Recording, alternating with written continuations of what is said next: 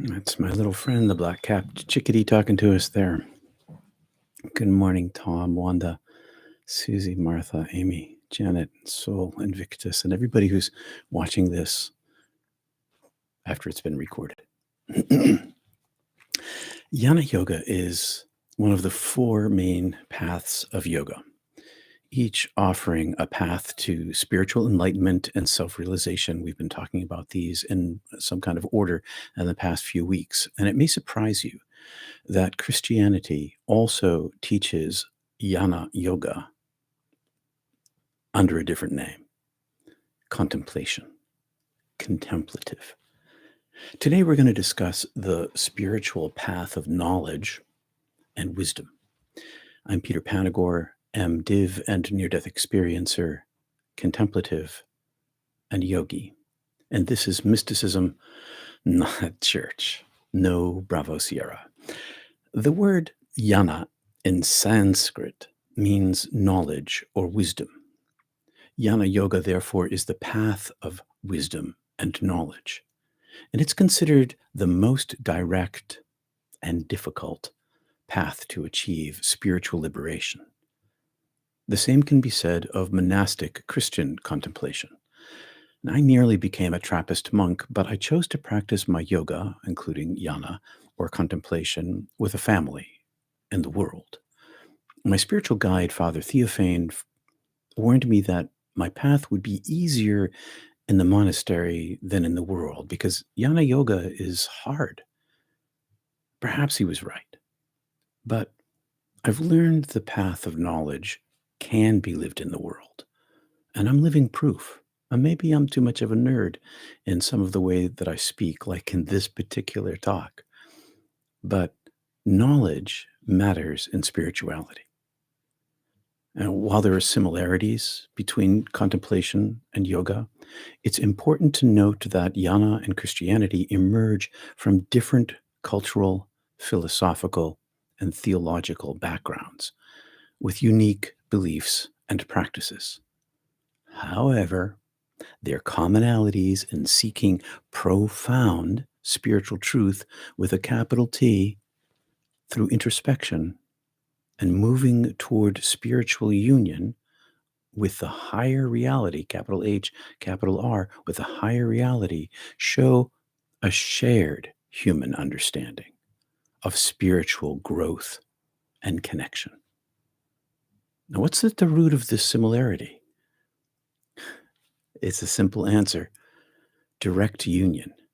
Practitioners of Jnana Yoga and contemplation experience direct union or yoga with the eternal, union with the eternal, unchanging, imperishable light and love of all being is at the root, because that golden light inside us is at the root of all human beings, our original selves.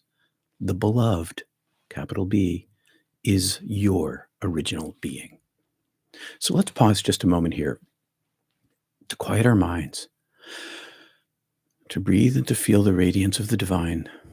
And if you've ever felt it, let me know in the comments. Just a few little breaths here.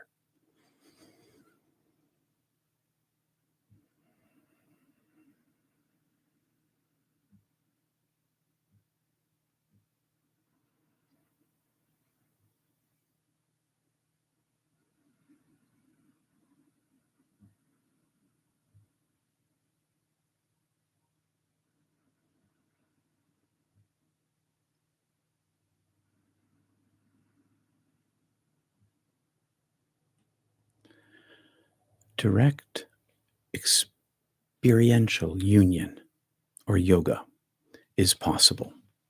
And Jnana Yoga or contemplation is a direct and difficult path. It's kind of intellectual. Jnana Yoga or contemplation, it's not for everyone. And luckily for us, the path of Karma Yoga and Raja Yoga and Bhakti Yoga, the practices of loving and caring compassion, meditation, and devotion, they're more than enough to open us up to the light in the now and to lead us home when we transition from this spatial temporal world into the eternal light. I'm an experiencer of union.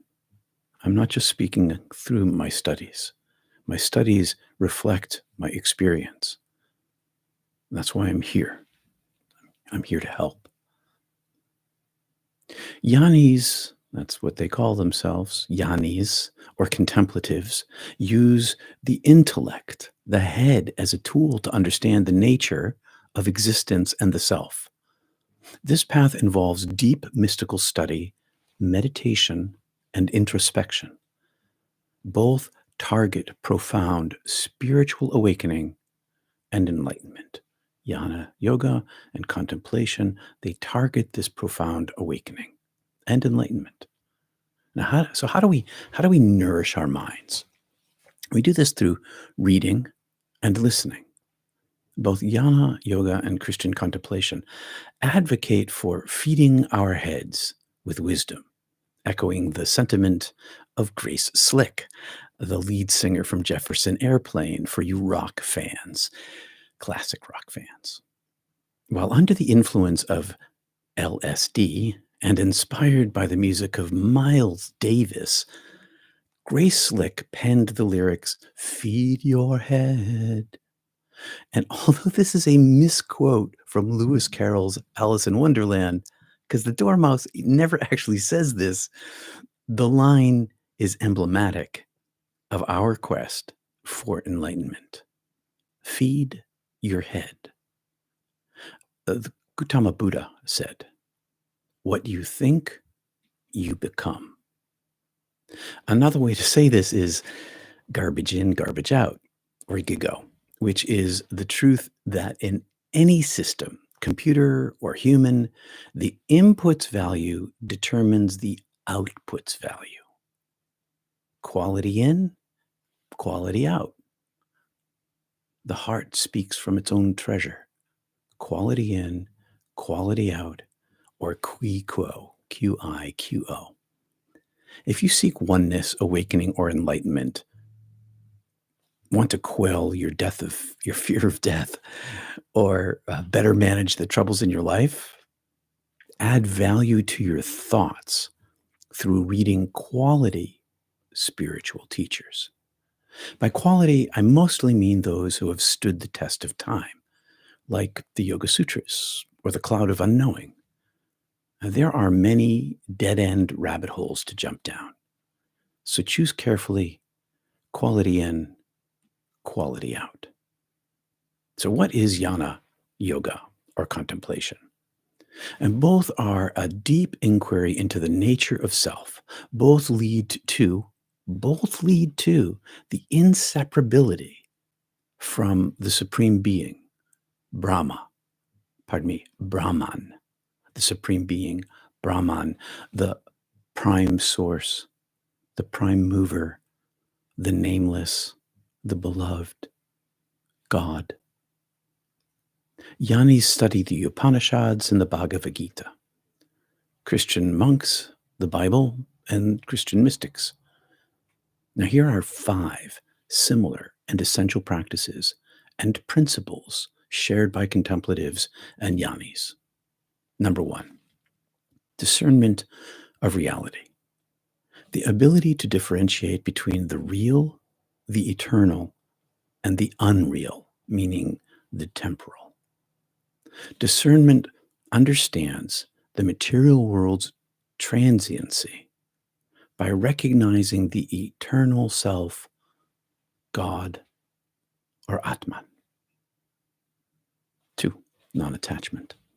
Developing a sense of detachment from material possessions and desires. It'll arise naturally from the yoga practices and contemplation, but one can cultivate this, because this doesn't necessarily mean renouncing the world, although monks and nuns do, but rather seeing through its temporal nature and focusing on the eternal.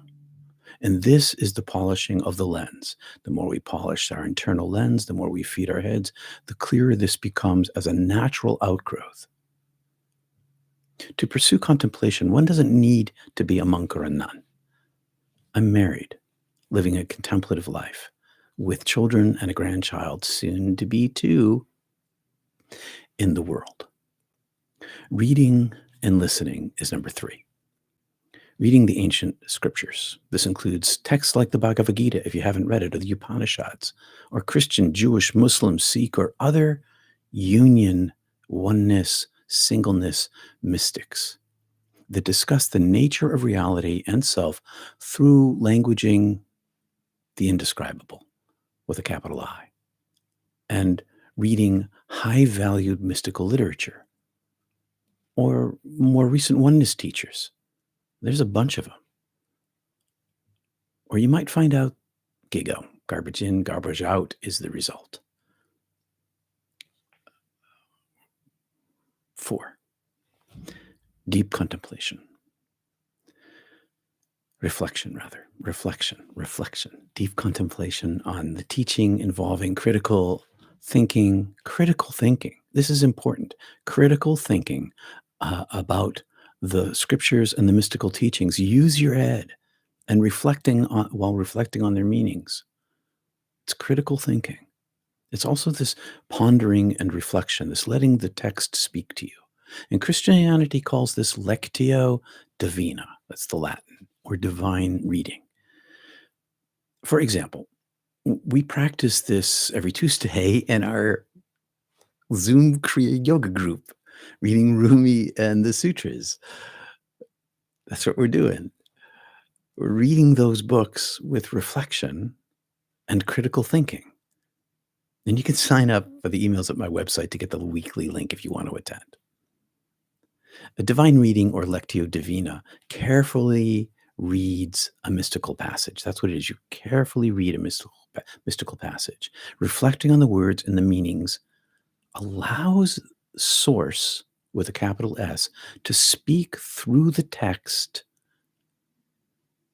for us to respond to the reading.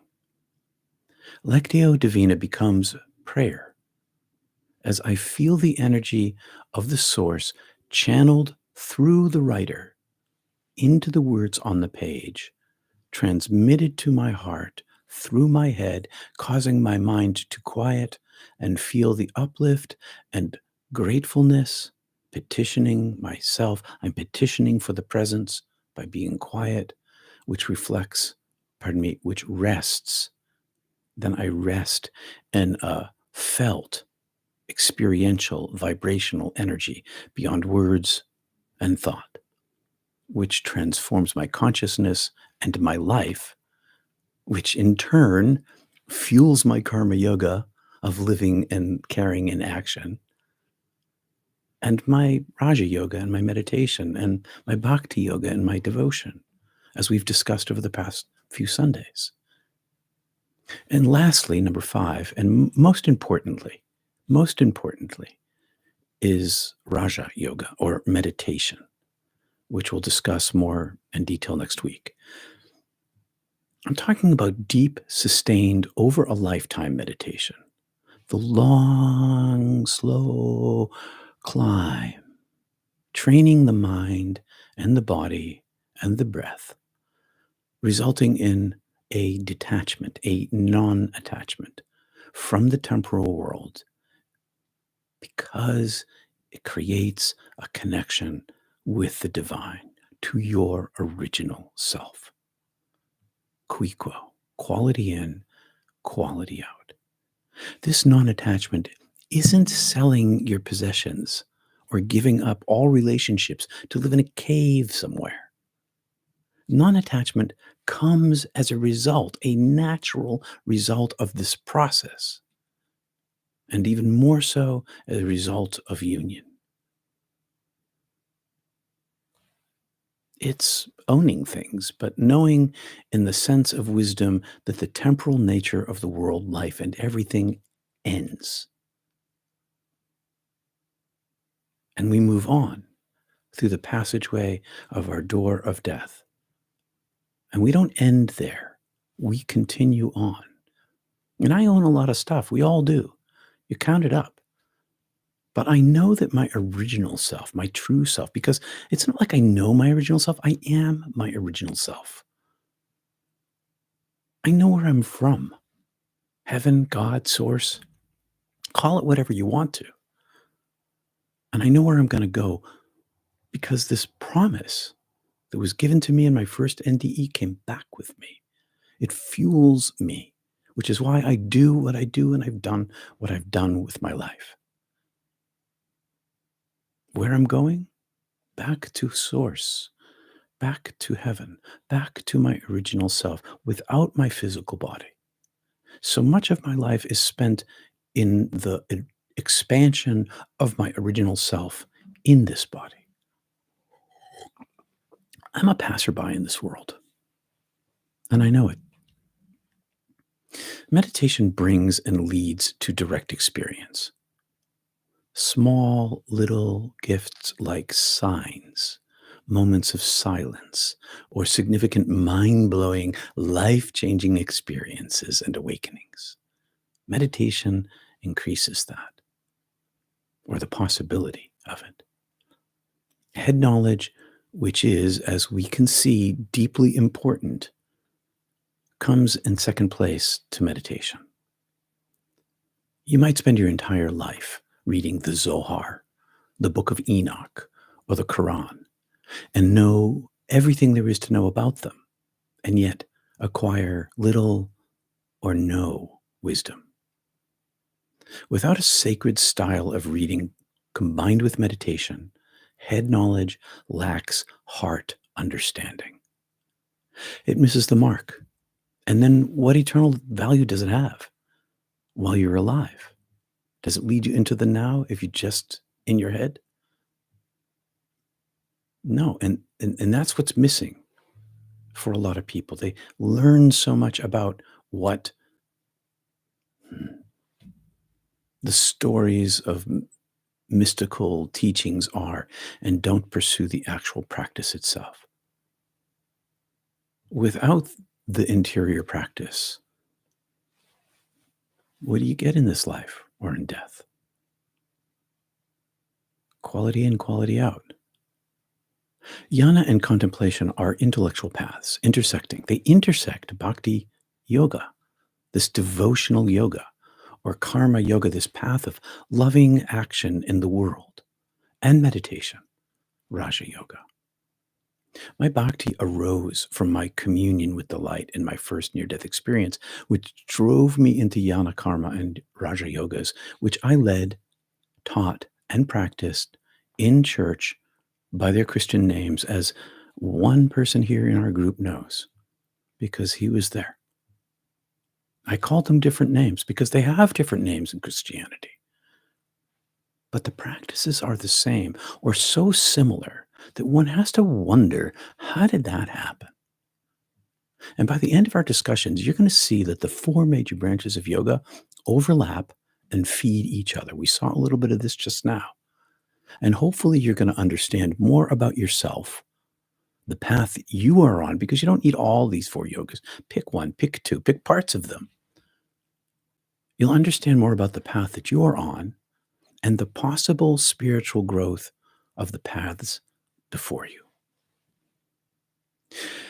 I'm not here to be some kind of guru or teacher. I'm here to help you understand that the great guru, the divine energy, the source of all being, the prime mover, the benefactor, the merciful, is inside of you, is you, always has been, always will be, no matter how many veils obscure its presence. And that this self, your original self, is accessible. And yes, it does take some work. But you have a lifetime to do it in. And the benefits while living are, well, they're legion, to use a biblical term. They're many, they're multiple. The ultimate goal of jnana and all yoga is to attain self-realization. Moksha, liberation is the word, liberation. Or Christ consciousness, if that's what you want to call it. Namely, union, by realizing one's true nature through direct experience. All of these practices, the giving of self, helping other people, being caring and loving, using your head to learn, practicing meditation. These things, they feed us.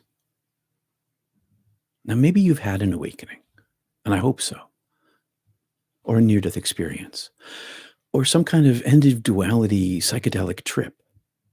And you want to learn more to progress, to make progress on your spiritual path. So in Jnana Yoga, pick your books carefully. There's plenty of good readers, plenty of good teachers out there now or in the past century or two, and many that have stood the test of time through all different cultures. But pick your books carefully. Are they oneness teachers?